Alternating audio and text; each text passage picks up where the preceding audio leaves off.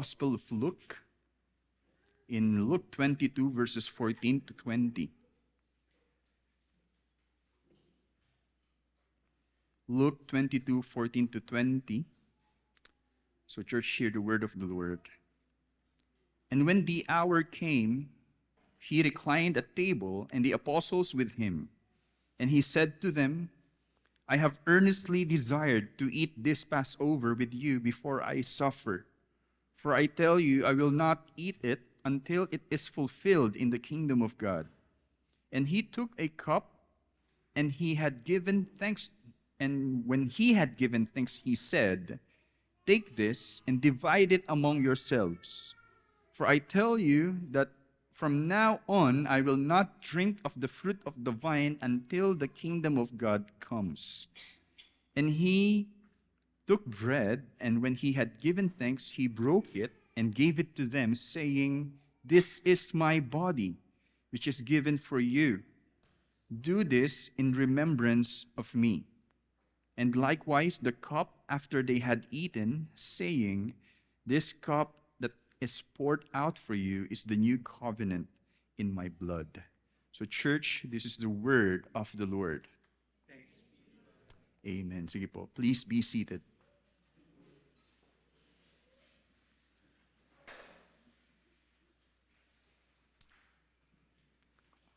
Meron pong akong alam na pelikula, although hindi ko po siya napanood, na pinoportray yung iba din pong mga sistema ng mga bilangguan, for example sa Amerika, na kung saan yung mga sinintensyahan ng kamatayan on the day of execution, or actually before the day of execution, they were given a privilege to have a feast. At ihanda sa kanila yung gusto nilang, paborito nilang pagkain bago sila patayin. Are you familiar with that? Ayan po, no? Ang ilan ay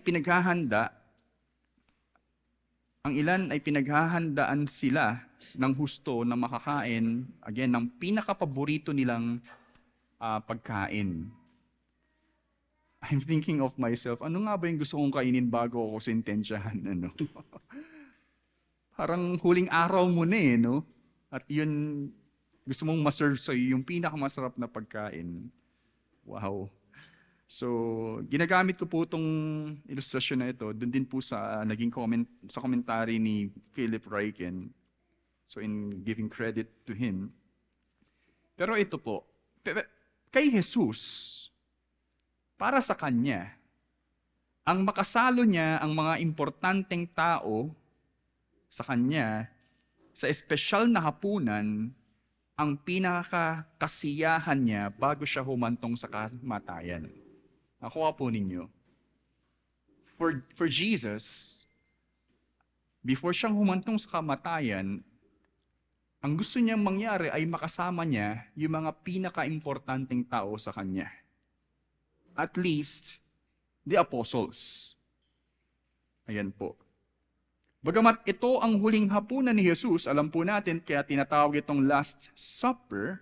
In particular, last Passover supper ni Jesus.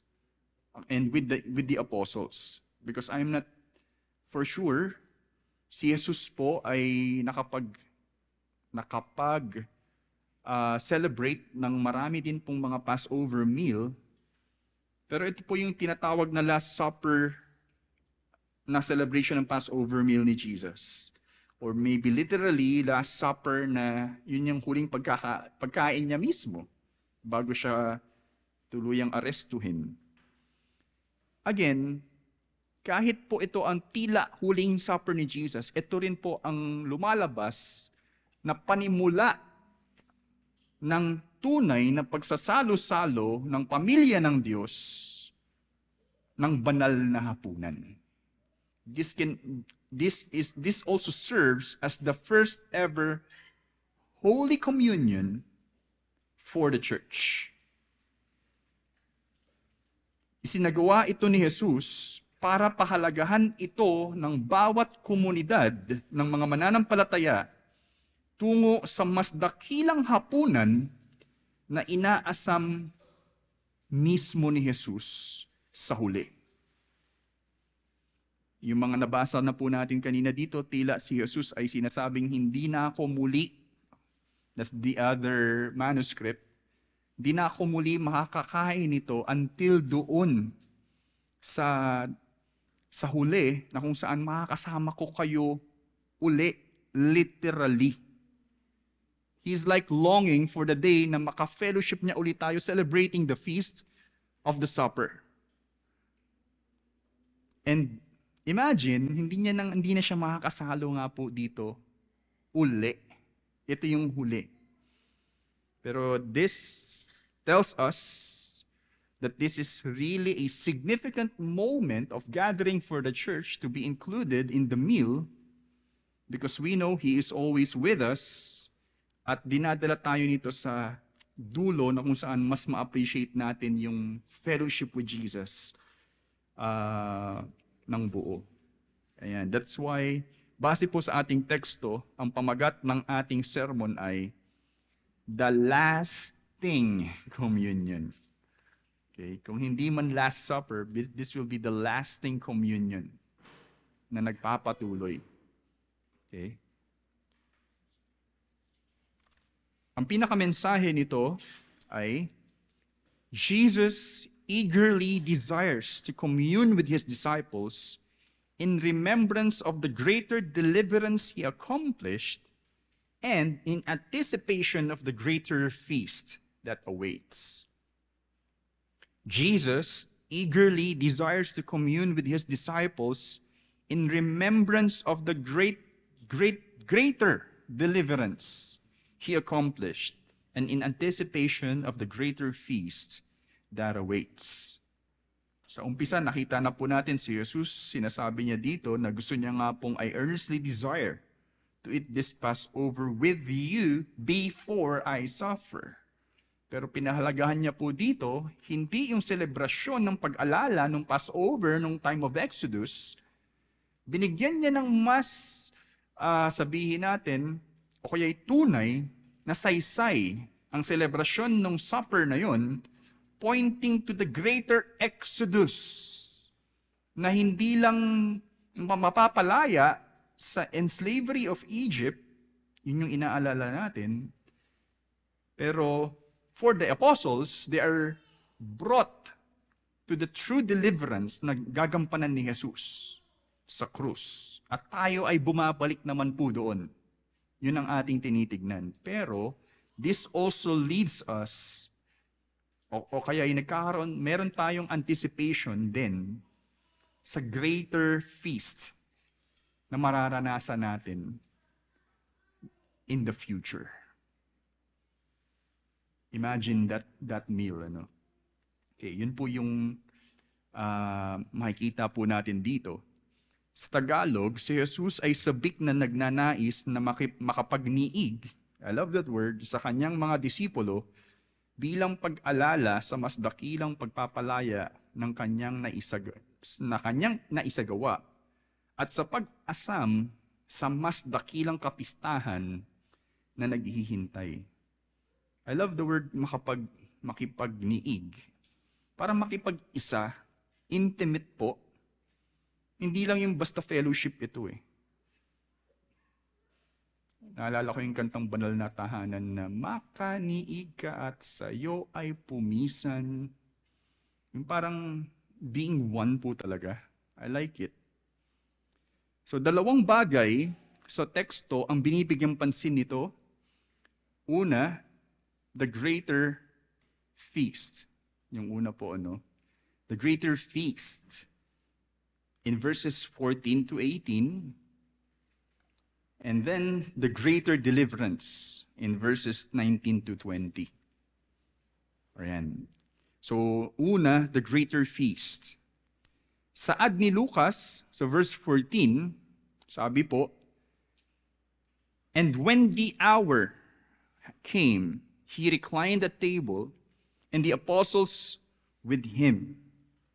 So sabi po, dumating na po yung oras. Sa John, palagi pong binabanggit yung the hour has come, si Jesus in His prayer. And we know, masasabi po natin na oras po yun ng pag-aresto. Pero dumating na nga po itong oras na ito, I think, para ipagdiwang yung Paskwa. Partikular ang pag-oobserba ng hapunan na isinasagawa pagdating po ng 6 in the evening. Doon po nila sineselebrate yung Passover meal. Again, ano po yung paghahandang ginagawa nila? They are baking unleavened bread, and they are slaughtering the so-called Passover lamb. At they will also share it. Of course, yung drinking of the wine also, may significance po yun, na mismong mga detalye ng pagsasagawa ng Passover meal. Kung tayo ay mga Hudyo, familiar po tayo doon. At sila Jesus na nagse-celebrate nito bilang mga Hudyo po sila. So yun po yung sineselebrate nila, pero nagkaroon po ng mas malalim na kahulugan nga po ito. Ang hapunan na ito ay sinasabing eksklusibong pinagsasalu-saluhan ng mga malalapit na tao tulad ng isa o dalawang pamilya. Okay, imagine po siguro, we are not also Westerners na meron pong mga sa Amerika tinatawag na Thanksgiving Day na I don't know how they celebrate it. They are gathering on the evening. Ano po yung kinakain nila? Turkey. No, I don't know what about turkey, pero yun po yung naging meal. Masarap po yun for sure. And they're expressing their thanks. Saan man po sila nagpapasalamat. I'm trying to at least maihalin tulad po yun na this is an intimate moment for special people exclusively. Kung kayo ay may mga kasama sa pamilya, kayo po ay nagse-celebrate nun. Okay po? Isipin po natin ito, this is an exclusive celebration of a family. Yan, sabi po ni Craig Keener. Sa pagkakataong ito, si Jesus at ang mga apostol ang nagsasalo-salo bilang isang pamilya. Jesus is treating the apostles with Him na iisang pamilya. At para kay Jesus, makikitang naging mas makabuluhan para sa kanya ang hapunan na ito ng Paskwa dahil, sabi nga po, nalalapit na yung oras din ng kanyang pagka-aresto na sinabi po sa verse 15.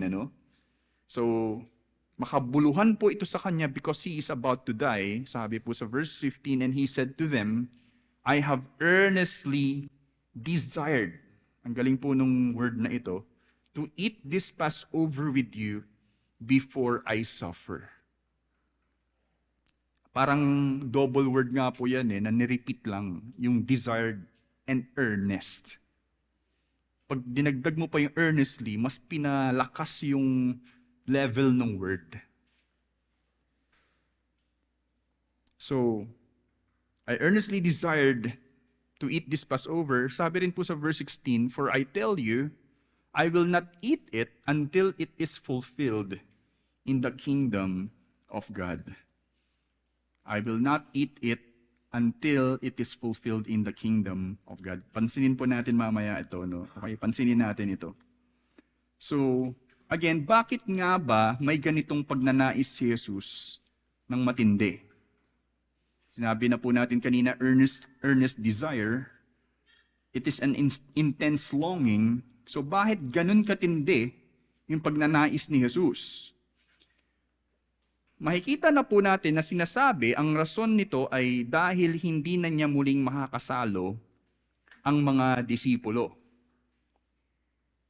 Actually, in your Bibles, probably sa ESV, may footnote na naman po kayo makikita dyan na sinasabi yung eat it, some manuscripts never eat it again. May again po.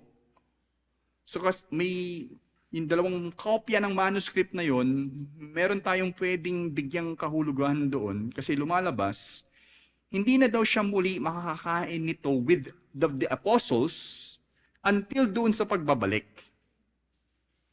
Kung it lang lumalabas, si Jesus po dito ay hindi nakikisalo sa kanila. At hindi daw siya kakain until it is fulfilled in the kingdom of God. Ito pong mga ganitong gawain na tila, sabihin po natin, hindi ako kakain hanggat hindi natutupad yung plano mo. Hindi ako kakain hanggat hindi na isasagawa yung gusto mong gawin. So si Jesus po dito ay katulad ng mga tao sa panahon nila na gumagawa din po ng parang pangako na sinisigurado na mangyayari yun, kaya hindi muna ako hindi ko muna gagawin itong isang bagay na ito because gusto ko ngang i-assure na mangyayari itong bagay na to. So, gusto nating bigyang pansin iyon. Pero pagdating po kay Marcos, sa Mark 14:25, meron pong again. Eat it again. At kung iisipin po natin, gusto niya makasama yung mga disciples, pero hindi naman pala siya makikibahagi nito. Anong saysay nung parang he is earnestly desiring to eat with the disciples. So lumalabas po, maaaring si Jesus ay gusto niyang talagang makasama ang mga disciples to celebrate the Passover meal. Talagang ninanais po niya na siya ay mapabilang doon sa meal na yon with the disciples. Paulit-ulit na po ako. Ayan po. Pero wala pong tiyak na interpretasyon po dito, pero ang masasabi ko po, parehas po itong nag-fit. Parehas pong may kabuluhan yung ibig sabihin ni Jesus dito. Now, sunod po na nangyari in verses 17 to 18, sabi po dito, He took a cup, and when he had given thanks, take this and divide it among yourselves. For I tell you, sinabi na naman po niya, that from now on, I will not drink the fruit of the vine until the kingdom of God comes. So ito po yung sinasabi na, ito yung pinupunto ni Jesus dito na nabibigyang pansin yung intense longing ni Jesus na talagang makapaniig niya yung mga apostol. Dito po napahinto din po ako nito. Sabi ko nung nag-aaral ako nito, sabi ko, anong gagawin ko dito? Ang dami po palang mga detalye ito kasi again, they're celebrating the Passover meal. Meron pong tinatawag na Passover Seder na ibig sabihin Passover order. Yung order of executing the Passover meal. Meron po pala silang 4 na cups. 4 cups, hindi lang isa. At bawat cups, may meaning po yun. Na nakabase sa Exodus 6 to 7, na pangako ng Diyos. 4 yung naging sinabi niyang gagawin ng Diyos. Sabi po sa Exodus 6 to 7, una, I will bring out, I will deliver, I will redeem, and I will take. So, I will bring out, and I will deliver you from the power of Egypt. Tutubusin ko din kayo, at dadalhin ko kayo sa lupang pangako. Those 4 cups symbolizes yung 4 na acts na gagawin ng Diyos. Ang question po dito sa mga nag-aaral, nung sinabi ni Jesus sinabi ni Lucas na Jesus took a cup and he divided among the apostles, ano daw po yung cup na ginamit ni Jesus? If we will be particular, kasi kung sila yung mga Jews, okay, Lucas, dapat consistent ka sa obserbasyon nito. So, now, if we will Kung papansinin po natin yun, di ko basta brush off na, huwag na natin pag-usapan yun. Sinasabi po ng maraming scholars, yun daw po yung deliverance. Actually, redeem din po. Cup of redemption or cup of deliverance. Yung ibinahagi ni Jesus to divide it among yourselves. Yan. Kahit mahirap alamin ang partikular na kopang tinutukoy nito, dito, isa pa rin ito sa nagbibigay ng saysay sa nais ipahayag ni Jesus. Ang pagbabahagi nito sa isa't isa ay nagre-representa ng pagbabahagi ng pagpapala ni Jesucristo. Yun po yung naging interpretasyon ng mga naunang scholars sila Jeremias at Schurman. So, mga naunang scholars na po sila. Nagbibigay daw po ang meaning daw po nito, binabahagi ni Jesus yung blessing through that cup. Karaniwan din na ang mga head of household ang nagbabasbas ng tinapay at kopa. The head of the family, sabihin po natin, sila po yung parang nagbe-bless doon sa mga elements na yun. Karaniwan din, ayun na ang head of household, ang fruit of the vine din ay katawagan ng binabanggit sa panalangin ng pasasalamat ng mga Hudyo. Kaya sabi ko po sa inyo, may yung mga detalye po nito. Fruit of the vine, yung term na yon ay ginagamit, ay nanggaling sa panalangin ng mga Hudyo. Okay?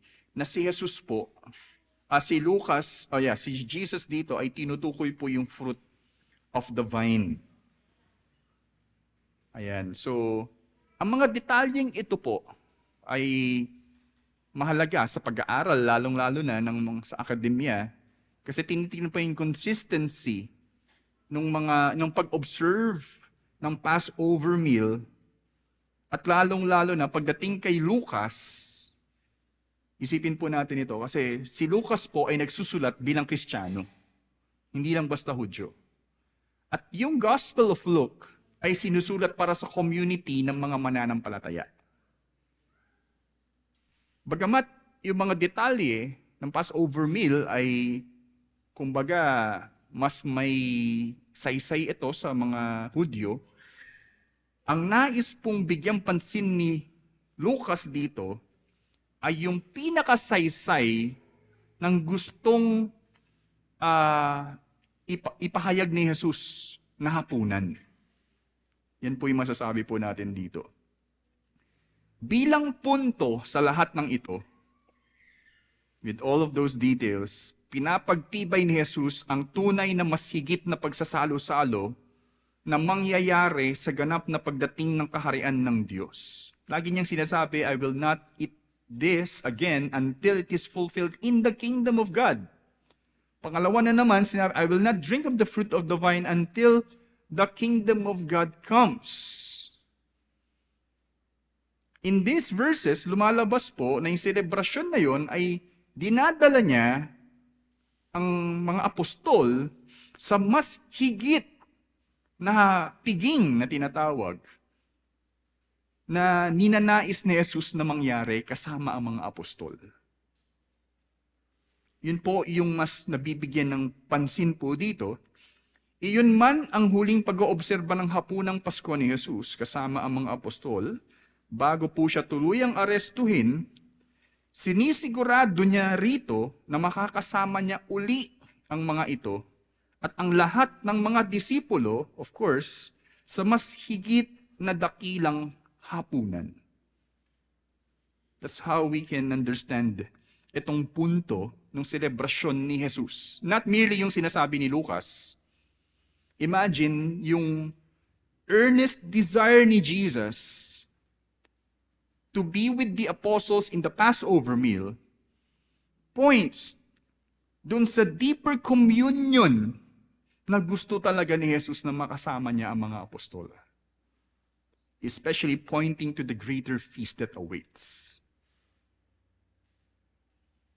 Kaya po, isipin po natin ito. Ang hapunang ito ay isang kapahayagan ng tunay na puso ni Hesukristo bilang ating Panginoon. Doon sa meal na yon, at least sa pagkakagamit ng Passover meal, gustong ipamalas o kaya ipahayag ni Jesus yung talagang puso niya, especially for the apostles. Si Jesus ay nag-aasam ng husto na makaniig ang bawat taong minamahal niya. Nasasabik siya sa gabing iyon at inaabagan niya ang araw na mapabilang siya muli sa taimtim na pagsasalo-salo ng kanyang pamilya. If you still don't get it, Jesus really wants to fellowship with His people, expressed in the meal. At ang maganda nga po dito, kasi pwedeng tayo po talaga yung may pribilehiyo na makasama po natin siya in the meal.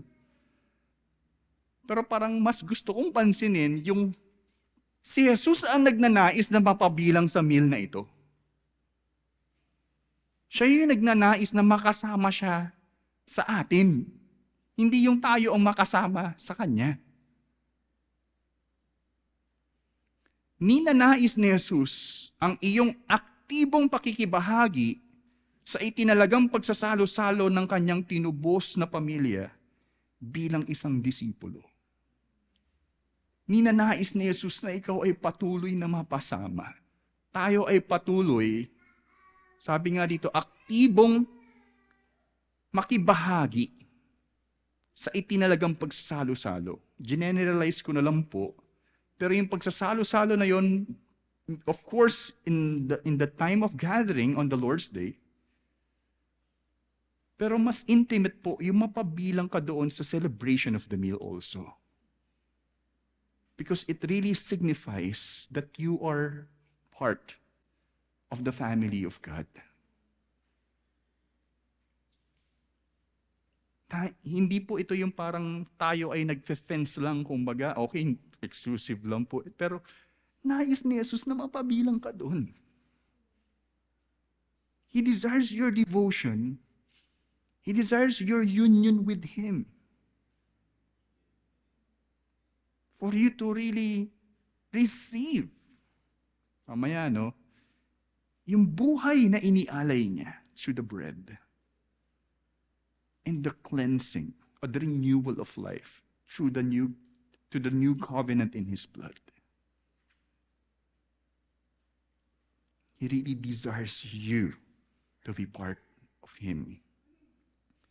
Tunay na malaking pribilehiyo na maging bahagi sa makabuluhang hapunan na hinanda ni Jesus para sa kanyang mga tinubos. For me, this gives a new meaning sa intimacy ng meal na yun. Dahil nais pala talaga ni Jesus na mapabilang siya dito. Nais ni Jesus na tayo ay maging parte nito. This is really, kumbaga, valuable na masagawa at tayo ay talagang kasama niya. So we learned about the greater feast. Second, the greater deliverance. Sumunod sa saad ni Lucas, verses 19 to 20, and he took bread, and when he had given thanks, he broke it and gave it to them, saying, "This is my body, which is given for you. Do this in remembrance of me." And likewise the cup after they had eaten, saying, "This is the cup that is poured out for you. This cup that is poured out for you is the new covenant in my blood." Ayan po. I think at least for me, in dividing the text, nagfo-focus nga po ito, una, actually yung celebration ng Passover meal. Pero pagdating po dito sa verses 19 to 20, celebration nung Holy Communion na hindi na Passover meal. Okay, yung naging transition po nito. Tingnan po natin. Ang parteng ito sa salaysay ay lumalabas na tinutuunan ng pansin kung saan ang selebrasyon ng hapunan ng Paskwa ay naging panimula lamang. That's how I want to say it. Na ang gustong puntuhin dito ni Jesus ay yung inaugurasyon ng banal na hapunan, hindi Passover meal. Yung may Christian element na po ito. Ginamit lang po yung Passover meal, pero ito yung gustong puntuhin ni Jesus. Maaaring ang komunidad ng mga mananampalataya sa panahong sumusulat si Lucas ay namumuhay na sa tradisyon ng banal na hapunan na ang hapunan ng Paskwa ay hindi na naisasagawa ng mga Kristiyano. Okay, this is how I also understand the study of the scholars na sinasabing sa panahon na sumusulat si Lucas dito, common na daw po yung practice ng Lord's Supper sa mga Christians as a tradition. At yung Passover meal sa mga Christians, hindi na po nila ino-observe yun. Kaya ako po nasabi yun because sinasabi nila, inedit ni Lucas yung detalye ng celebration ng Lord's Supper dito. At bigla na lang niya inedit to the point na yung narrative ay, he took bread and yung cup, na parang yun yung mas ginagawa sa Lord's Supper, hindi sa Passover meal. So yun po yung the way I want to explain it sa inyo, na common na po sa panahon nila yung celebration ng meal. It's hard to recover bakit ganun yung nangyari, pero at least in their community, hindi po natin basta maikakaila, alam nila na ganun how they celebrate it. Tila, ganito ang lumalabas kung paano sinaad ni Lucas ang parteng ito. Ayan.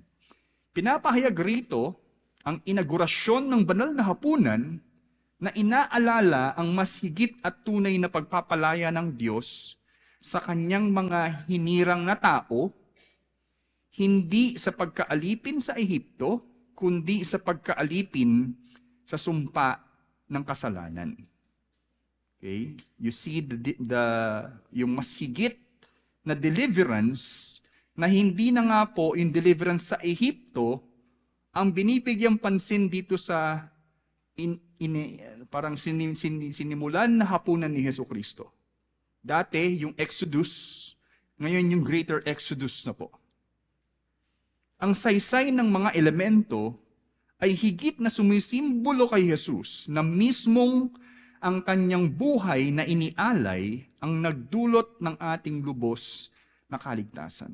Remember, the Passover lamb also was the one that was sacrificed so that the firstborn in Egypt will not die. Pero dito po, yung buhay po mismo ni Jesus ang naialay para po sa lubos na kaligtasan natin.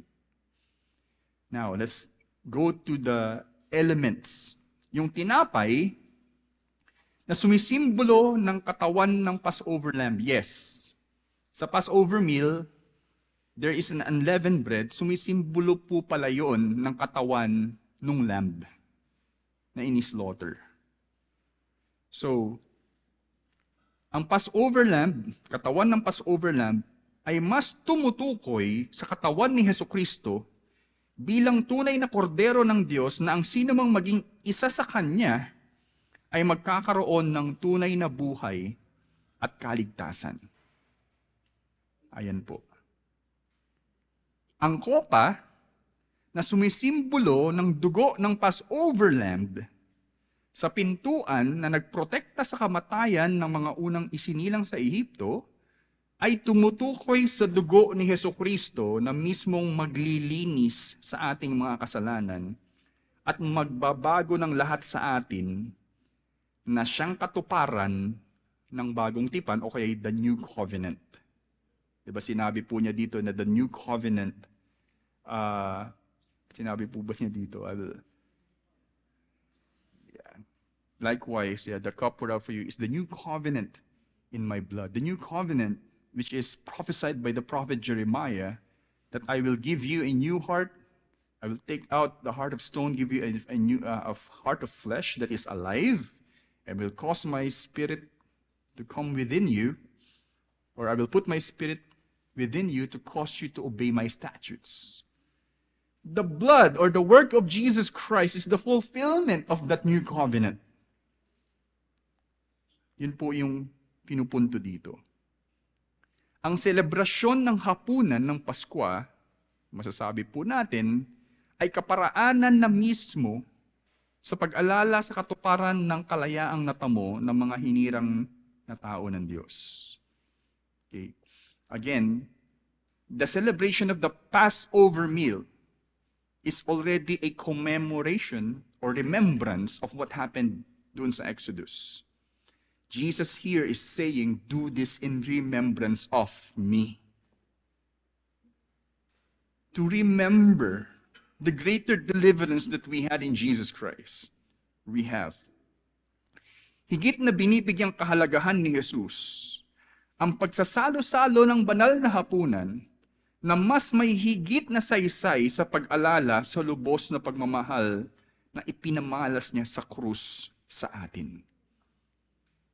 That's how valuable it is. Bukod rito, ang banal na hapunan ay selebrasyon rin ng ganap nating kaligtasan sa hinaharap the fullness of our salvation in future na inaasam mismo ni Jesus sa kanyang panunumbalik kung saan siya ay makakasalo na natin sa atin sa wakas.